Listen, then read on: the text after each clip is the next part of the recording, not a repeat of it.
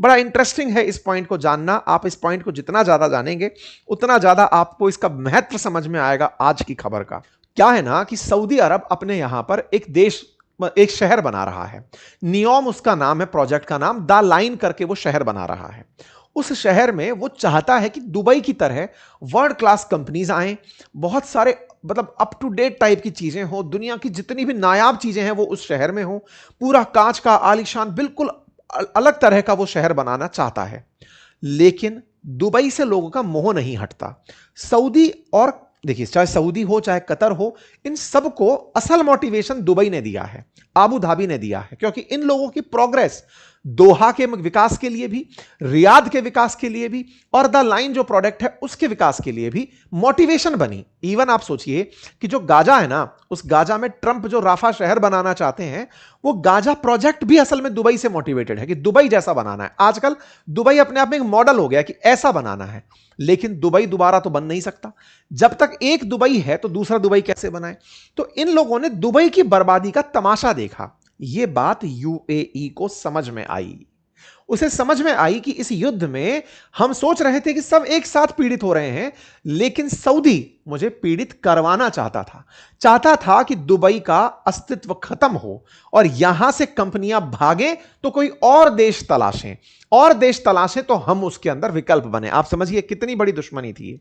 आप कहेंगे कि साहब ये बात तो मतलब बहुत ही अजीब हो गई। आप समझिए सेकेंड वर्ल्ड वॉर के बाद में जब यूएसएसआर और अमेरिका एक साथ युद्ध लड़ रहे थे जापान के खिलाफ, ब्रिटेन, फ्रांस, यूएसएसआर, अमेरिका सब एक साथ ही तो थे जापान के खिलाफ, लेकिन युद्ध के बाद तुरंत दुश्मन बन गए सोवियत रूस और अमेरिका। क्यों? बोले तुम साथ होकर के भी तुम साथ नहीं थे, तुम न्यूक्लियर बम चला दिए, हमें बताए नहीं। यह दर्शाता है कि इनकी आंतरिक राइवलरी साथ में थी, और वो आंतरिक राइवलरी का पहला परिणाम आपने देखा, यह साफ साफ दिखाई दिया। आपको ध्यान होगा कि अमेरिका पहले भी ओपेक के खिलाफ खूब बयान दे चुका है, यह तक कह चुका है कि ये लोगों को प्रताड़ित करते हैं, अगर ये तेल का उत्पादन बढ़ा दें तो ऑटोमेटिक तेल की कीमतें नीचे आ जाएंगी। लेकिन इन लोगों ने ऐसा नहीं किया। तो ट्रंप को तो इस बात से बेहद खुशी होगी कि यूएई इस चीज से बाहर निकलकर आ गया। फायदा यह होगा कि जैसे ही हॉर्मुज खोलेगा दुनिया में तेल की कीमतें एकदम नीचे आने लगेंगी। यूएई का इस तरह का चाहने का एक और कारण भी था, और वो कारण था पाकिस्तान और सऊदी के बीच का एक डिफेंस पैक्ट। पाक पैक्ट की कहानी क्या है? आपको ध्यान होगा पिछले साल सऊदी और पाकिस्तान ने एक पैक्ट किया जिसमें कहा कि सऊदी पर गोला गिरेगा तो पाकिस्तान साथ आएगा, और पाकिस्तान पर गिरेगा तो सऊदी साथ जाएगा। इसी पूरे पैक्ट के चलते यमन में जब हूती और हदियों का विरोध चलता रहता है, तो सऊदी ने यूएई के जो संसाधन है, कहिए जहाज, ट्रक, टेम्पो टाइप की जो चीजें हैं, इनके ऊपर यमन में हमला कर दिया था। पिछले साल की बात है, हमने इस पर सेशन भी किया था कि सऊदी ने यमन में जो यूएई का इंटरफेरेंस था उस पर गोले गिरा दिए थे। इस बात को यूएई ने हालांकि तब खून किसी घूंट पी के निगल लिया था, क्योंकि वो जानता था कि सऊदी से अगर मैं युद्ध करने निकला तो मामला बहुत ज्यादा बिगड़ जाएगा, हॉस्टाइल हो जाएगा।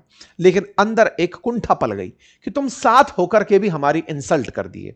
ये इंसल्ट के पीछे असल में इनकी खड़ा था पाकिस्तान, क्योंकि पाकिस्तान कहीं ना कहीं सऊदी को चढ़ा के चल रहा था कि सर आप तो कतई मत डरिए, न्यूक्लियर बम लेकर बैठा हूं मैं आपके साथ हूं, आप चिंता मत करिए। यही कारण था कि यूएई के जो प्रिंस हैं, जो मतलब किंग हैं, वो भारत की यात्रा पर आए थे। एक दिन की यात्रा पर थे, बस आए और मिले प्रधानमंत्री से और मिलकर चले गए थे।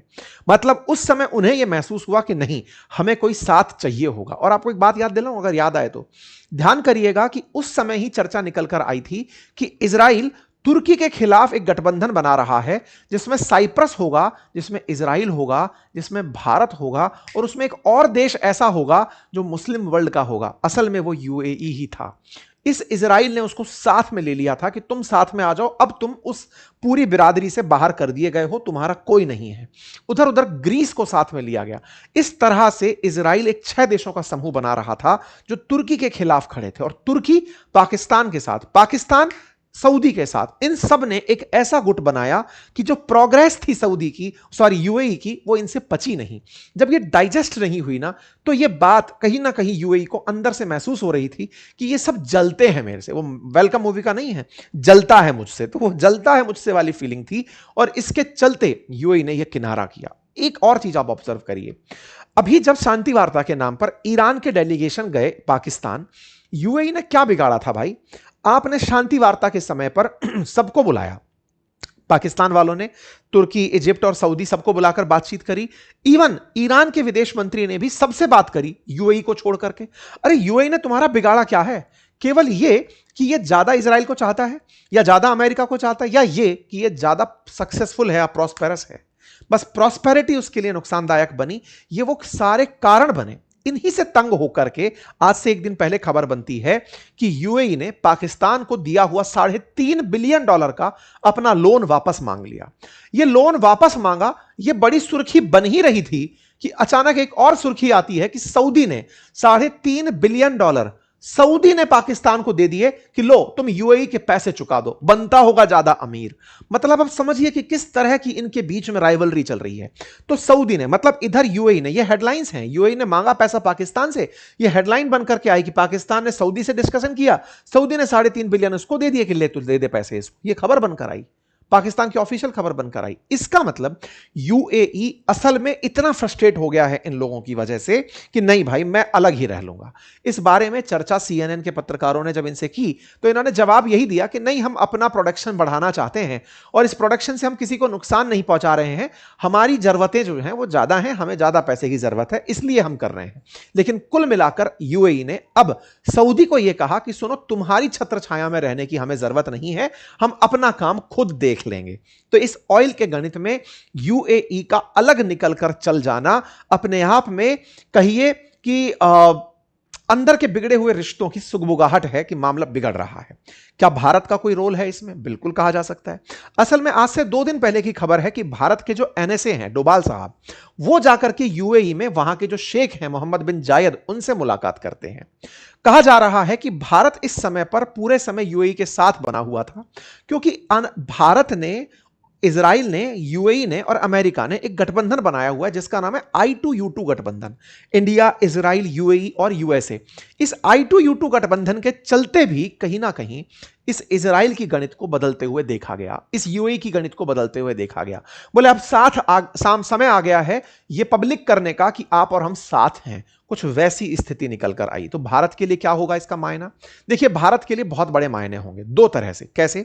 यूएई जैसे ही इस स्टेट ऑफ हॉर्मुज के बाद पब्लिक के लिए ओपन होगा, उस समय हो सकता है कि भारत यूएई के साथ एक ऐसा पैक्ट साइन कर ले जैसा चाइना ने ईरान के साथ किया हुआ है $400 बिलियन तेल खरीदने का। तो यूएई के साथ भारत इजराइल की मित्रता से यूज करते हुए कि सुनो भाई, हम भी आपके साथ एकदम एक मुश्त, आप प्रोडक्शन करो, कह रहो कि भाई मैं $5 मिलियन खरीद रहा हूं, 2 मिलियन बैरल प्रतिदिन हम आप ही से खरीद लेंगे, हम तो वैसे भी 85% इंपोर्ट करते हैं, आपके लिए हम ग्राहक बनकर बैठे हैं, बढ़िया गठबंधन है, निभाते हैं और बढ़िया काम करते हैं। ऑलरेडी हम अपनी ऊर्जा आवश्यकता का लगभग 10% अभी भी यूएई से इंपोर्ट करते हैं, हम और बढ़ा देंगे। कुल मिलाकर के भारत अब उस स्थान को लेना चाहता है जो सऊदी पाकिस्तान के साथ कर रहा है, यानी कि गल्फ की कहानी में भारत की एंट्री हो चुकी है। आप इसे कैसे देखते हैं जरूर बताइए।